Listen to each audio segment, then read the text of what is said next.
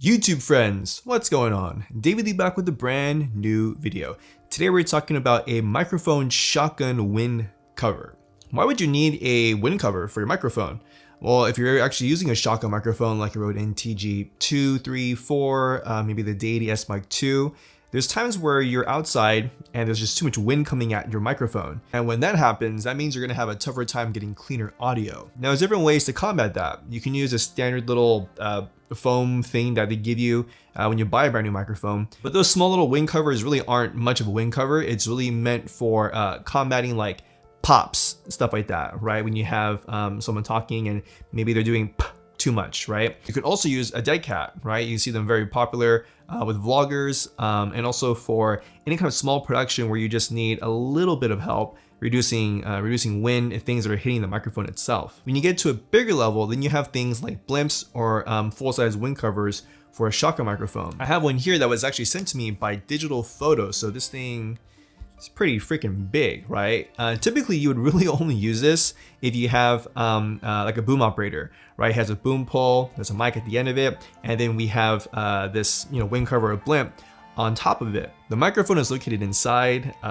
Probably can't see it, but trust me, it's inside. And what it does is it lives inside this blimp. Now, when I was sent this, I said, well, I can give it a shot. I don't know how practical it is for someone like me to use this all the time. As I'm not a boom operator, I usually hire people to operate a boom and also to get cleaner audio for me when I need it. But there are times when I do capture ambience or capture Foley, things I can use for sound design in my own work, professional work or personal work. And as more of a documentary filmmaker, something like this is actually more practical than using a dead cat. As I feel like with a dead cat, it helps and it's actually a lot easier to travel with. But I know that with a dead cat, it's barely gonna help me under circumstances where there's a ton of wind coming at me and a ton of wind coming at the microphone. What I wanna do in this video is show you guys and give you guys my honest opinion. Is this thing worth it? In 3 categories. So the first one is how practical is it? Number 2, does it actually do a better job than using, say like a $30, $40, $50 dead cat you can get from Rode? And then 3, is it worth the price? Now the Digital Photo wind cover blimp comes in at $184 US. I don't know if that's something that many people would buy unless they actually use something like that day in and day out, right? For someone like me that I might use it 3, 4, 5 times, so a handful of times throughout the year, I don't know if it's exactly practical for me to use. I think it depends, those handful of times where I know I'm going to be going into a situation where I have no control over the environment, the environmental environment. I think it's probably worth it, right? You're paying 184 bucks. You might say to yourself, well, for 184 bucks, I can get a really good variable ND filter. I can get maybe like 2 Zoom H1s. I need some better audio. You have different options where you need to kind of figure out where your budget is, what's most important that you need to purchase. Now, as far as audio tests, let's put the Deity S Mic 2 instead of the blimp. And I'm gonna put the Rode NTG 2 with just a dead cat. Does this thing actually really work when wind's hitting the microphone?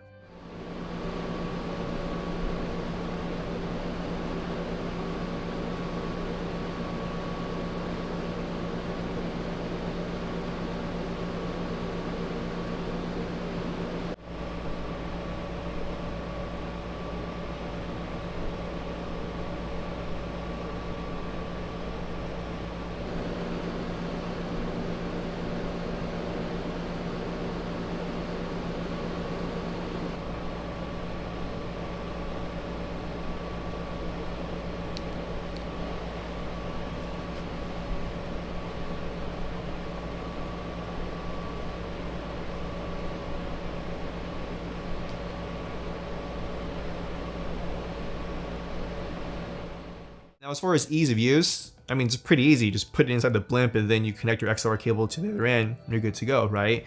But when it comes to actually usability, what are you gonna put the thing on, right? Typically, this thing is meant to be put on a boom pole, but if you're not the one using the boom pole, what are you gonna use? For interview setups, I have kind of like a jerry-rig DIY boom pole that I use. And I've been able to actually fit this on top of it without having to use a sandbag, which I think is pretty cool. So then you might be saying to yourself, well then how the heck am I supposed to use this when I have to use my camera, maybe I'm on a gimbal, or maybe you're on a gimbal, maybe you're going handheld, or maybe you're on a tripod. For me, I don't have anything accessory wise that I can just plug this on top of my camera, whether it's my GH5 or my Pocket 4K. So that being said, the blimp for me is gonna live on a boom stand, or it's gonna live on a boom pole. Again, practicality comes into place, right? Like for me, I'm not a boom operator. I'm not gonna be holding up a boom and then also holding a camera. That's just doesn't make any sense. I think if you're filming in environments a lot of the time where you're outdoors, you're outside, there's just a lot of wind wherever you live. Maybe you're in Chicago, I don't know, right? Or maybe you live in like the high desert and there's just wind everywhere you film. I think in that instance, then spending $184 for cleaner audio is gonna be worth it. If you guys liked the video, hit the thumbs up button, I would appreciate it. Leave a comment down below, let me know your thoughts on using blimps, so wind covers, and your own experiences with them. Subscribe to my YouTube channel as always so you're notified of new content coming out. And remember friends, every day you have an opportunity to create your experience and to write and tell your own story.